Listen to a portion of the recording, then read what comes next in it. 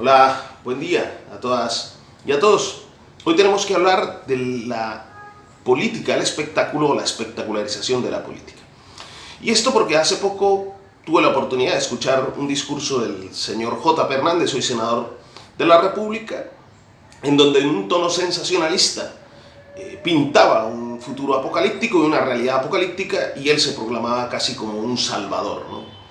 Esto frente a una situación de invasión de predios y una cosa terrorífica que está pasando aparentemente en nuestro país, según el formato que este señor hoy senador de la República emplea.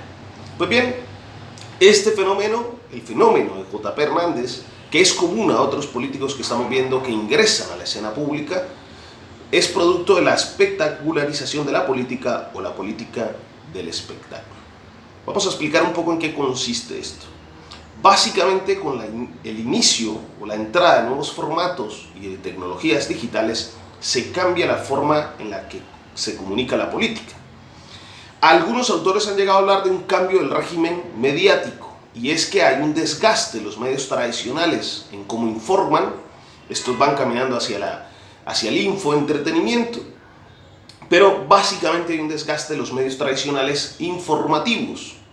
Esa pérdida de confianza por parte de la ciudadanía, por parte del receptor, del consumidor, frente a los medios tradicionales, junto con la aparición de esas nuevas tecnologías digitales, permite o potencializa la aparición de nuevos actores en la política. Así, la forma en la que se comunica la política cambia.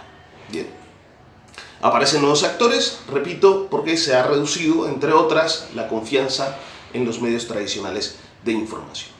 Estos nuevos actores tienen una particularidad, y es la simplificación de los temas políticos. Así podríamos decir, nos enfrentamos a una simplificación de la democracia. Y ahorita podemos centrarnos un poco en el discurso catastrófico de este señor. Básicamente pasamos del contenido a la forma. Lo que va a primar en esta comunicación política no es el contenido, sino en la forma, en la simplificación de las demandas. Podríamos decir también que se pasa entonces de lo real a lo simbólico y a lo emocional, básicamente a lo emocional. Se trata aquí de comunicar, de ganar protagonismo a través del movimiento de las emociones, atacar directamente las emociones, y esto básicamente se hace con la generación de conflicto y escándalo. Esto lo podemos ver en JP, pero lo podemos ver también en otros actores políticos o en otros personajes que han saltado a la escena política. Así que vemos la simplificación, lo que ellos transmiten en lo simple frente a lo complejo de la realidad política.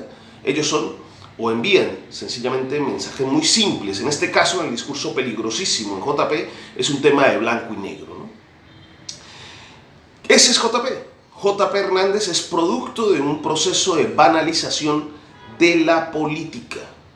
Repito, en donde la idea política, el debate político, el fondo político empieza a desaparecer y se centra en la forma.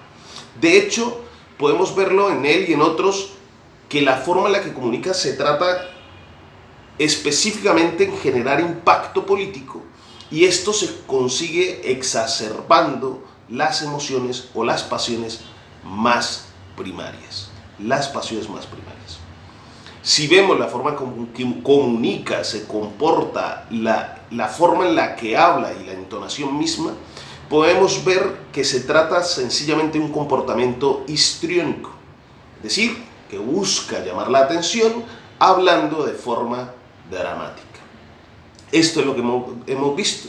Presenta siempre una situación caótica. Esto es lo que acaba de hacer en su discurso frente a una situación aparentemente de catástrofe en el país, una situación catastrófica, caótica, la cual la exagera pintando un futuro apocalíptico en donde él se presenta como el Salvador. Repito, se trata del predominio de la forma en lugar de la idea. Se trata de la simplificación frente a lo complejo. Si vamos a ver qué emociones o qué intenta explotar, básicamente el eslogan del uribismo: Cabe recordar que este ha sido un uribista arrepentido, él así se ha declarado, pero básicamente él va como un justiciero.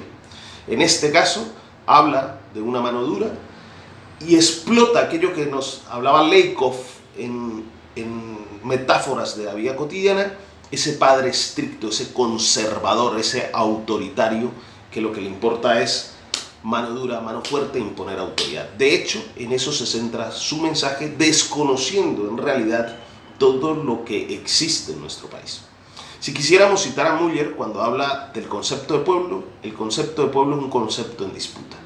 Ahí se ve lo pretencioso y la cuestión de la banalización de la política, en la que él mismo se autoproclama como el senador del pueblo, como si los demás senadores o representantes políticos no representaran a una parte activa, componente de lo que sería el pueblo colombiano.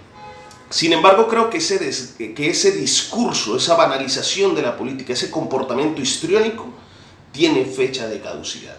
Muchos se han montado en ese comportamiento histriónico, no es nada nuevo, pasa en varios países, desde Trump, como JP, como puede ser Rodolfo Hernández, etcétera, etcétera. Se montan en ese discurso, pero eso tiene caducidad. Ese discurso, esa forma de buscar el conflicto, de generar el escándalo, anticorrupción, etcétera, etcétera, y la banalización y la superficialidad y la forma en lugar de la idea, tiene fecha de caducidad. En la medida que volvamos al debate político serio, a reflexionar sobre la democracia, creo que seguiremos avanzando, cerraremos el espacio a este tipo de discusiones, a este tipo de banalización de la política, y lograremos avanzar en ese proceso de construcción de una verdadera república democrática.